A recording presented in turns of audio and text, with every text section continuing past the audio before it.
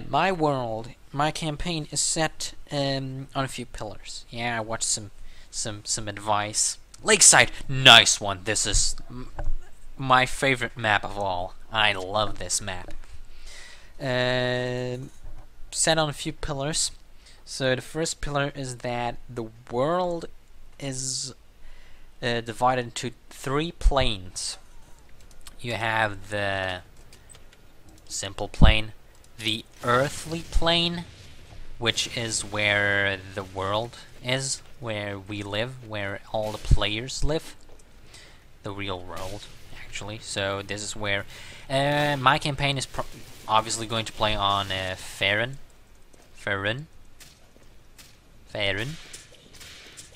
or whatever it's called, Forgotten Realms.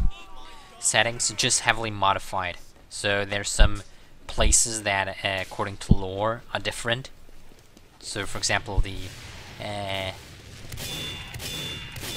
Hellgate Keep is, according to lore, Hellgate Keep is where devils are, and they took over. And the High Forest is abandoned. Was abandoned by the elves. In my campaign, it's different. So in my campaign, the elves are still living in the High Forest, and Hell's Gate Keep has a different story. It's called still the same, but it's called for some other reason. Has a name for some other reason. But it is very interesting. So the main pillars are okay. The main pillars are obviously the 3-plane world, the main world. On top of the main world is the plane of good. So the plane of good is where all the good people live, or something like that. It's all the gods, evil and good. Wow. Okay, that wasn't expected. Evil and good gods live in the plane of good. I don't know if is it called plane of good. Not sure, but they all live there, and all the good souls go into the plane of good. Now, the plane of good is connected with the world, the plane of Earth, and ouch, I'm going to die. However, the plane of good itself is also connected by a portal or a gate to the plane of evil. So the hell, 9 hell, all the evilish creatures and monsters live in the plane of evil. And the plane of evil is not connected directly to the plane of good. The plane, the earthly plane, it's connected to the plane of good, rather, by... It's connected to the plane of good by a gate, the Hell Gate. But it has no connection to the real... Ouch. It has no connection to Earth, so the main living plane. Still gotta figure out a name for that. So then, there is the reason for magic. So there's magic. Magic is quite common in the sense that magic users are known. Yeah, people know that magic and gods exist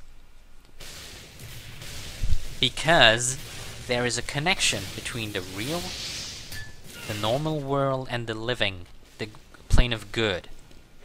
And that connection is at a place called the Star Mountains in the High Forest. Actually, basically, simply the highest point in the world is the connection It's an open connection to the world. Yeah, it's that point to connect to good. This is the place where you fire? Ah, sorry. Just a place where you can connect. Well.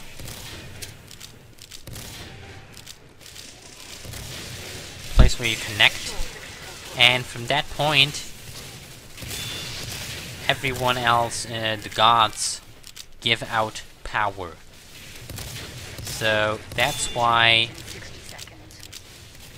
at the feet of the Star Mountains is the Stronghold of the Nine, and in my campaign the Stronghold of the Nine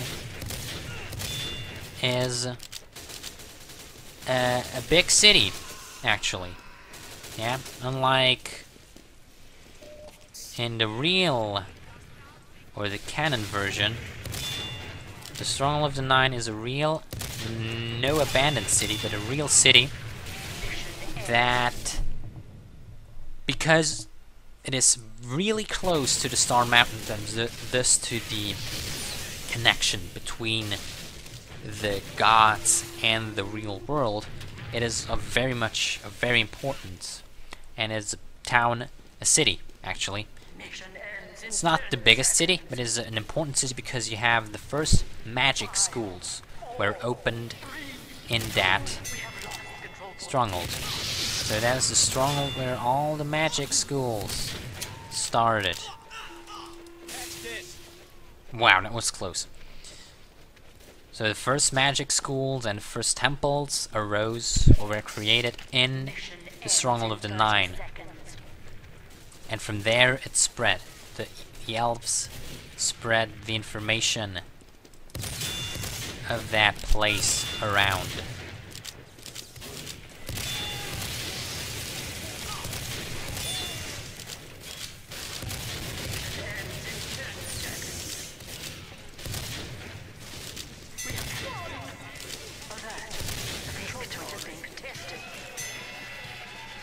So, yeah, because of that, because it is known that there's a connection between gods and the world, magic is common everywhere. So there are magic schools, different magic schools from good to evil schools. There have been several reports and lore about gods walking around humans, yeah, in human form in the real world.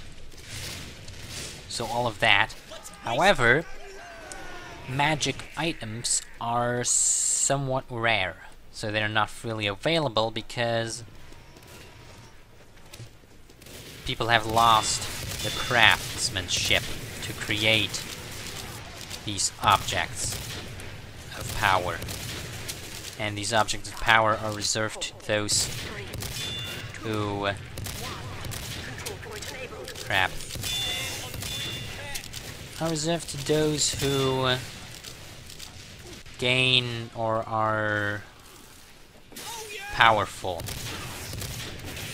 So in the past there were a lot of powerful people, but now no longer powerful people, so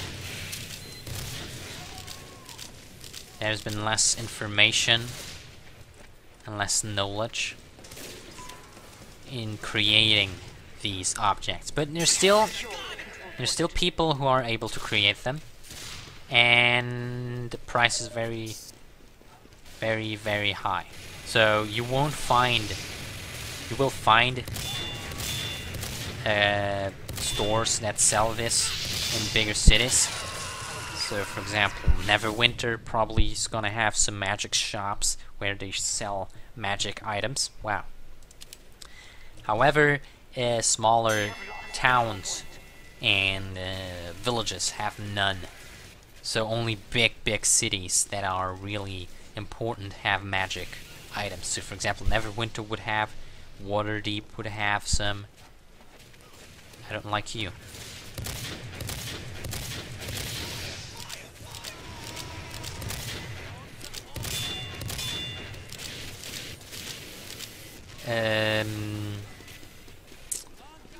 Baldur's Gate has some, but I forgot the name of it. Mihilnamnir? It's some weird name. Also has magic items. And obviously Stronghold of the Nine also has some magic items, but these are really expensive. So they're probably just going to be found in dungeons and stuff. Ouch, I got some pretty fucking damage out of there. So that is... However, yeah, still, there are also villages where there's been no magic users seen for years. Where magic... People know that magic exists, that gods exist. There's still people who don't believe. Who are like, nah, nothing exists. Yeah, that ringer. Ouch.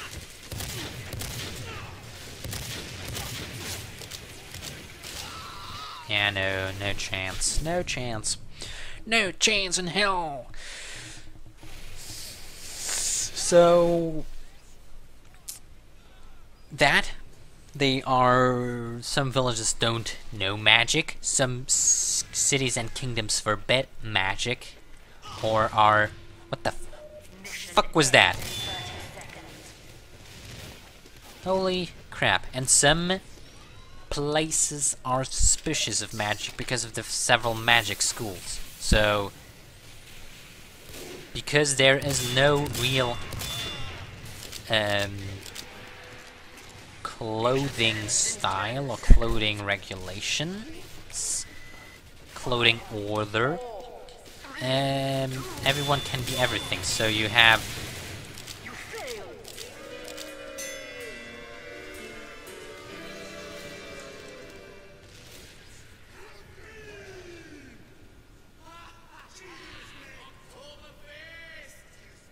okay. So you have what do you call it? You have crap. You could have a black mage of necromancy school wear white robes. So obviously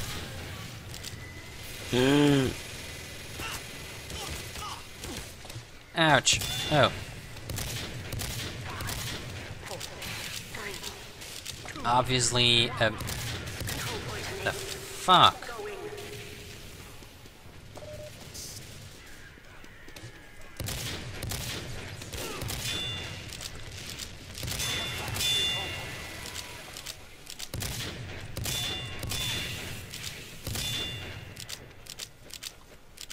Crap, okay. Obviously, if a white white wizard sees that a black wizard has white robes on and is faking, then he will obviously report it, crap, and try to get him arrested for this. Because there's some towns that enforce the separation of colors and punish these, but in the open world, you never know. Yeah. Wizards aren't even don't even have to wear robes. Yeah, they could just wear common clothing. That is also very much possible.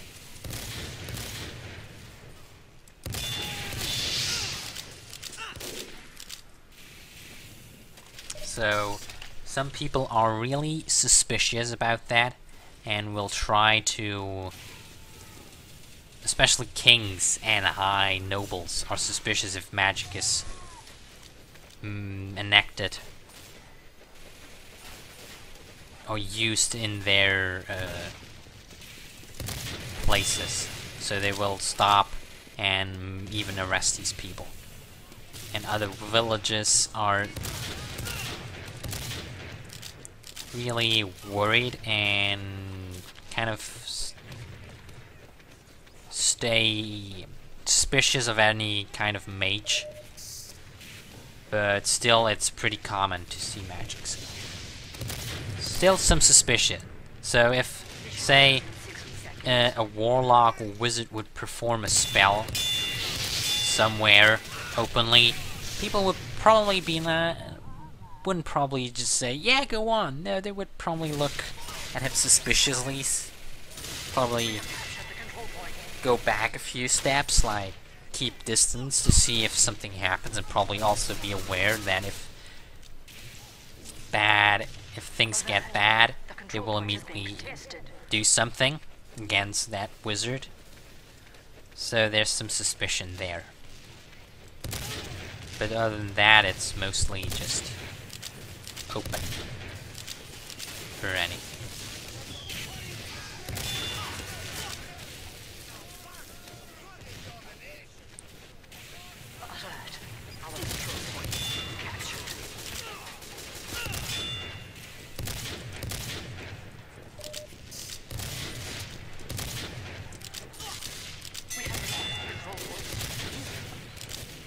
Holy shit! There's a lot of people there. No chance. So that's what is one of the pillars. So the source of magic comes from that point. Then we have the common reason why the world is really active, what is happening, and this is the gates of hell have opened. Because the plane of evil has changed. The leader of the plane of evil, Asmodeus, or what his name is,